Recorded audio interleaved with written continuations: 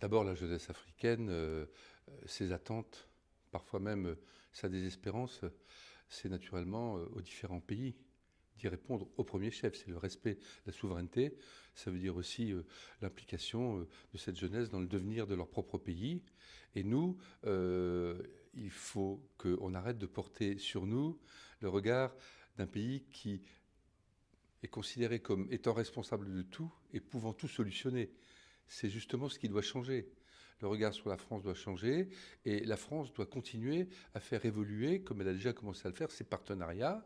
Le partenariat de défense, on va passer peu à peu de base permanente à des accords pour soutenir la souveraineté des pays par rapport à ce qui les menace et ce qui menace aussi la population, la jeunesse, et puis tous les autres aspects, hein, les aspects économiques, les aspects culturels, évidemment la dimension migratoire, la dimension d'émigration.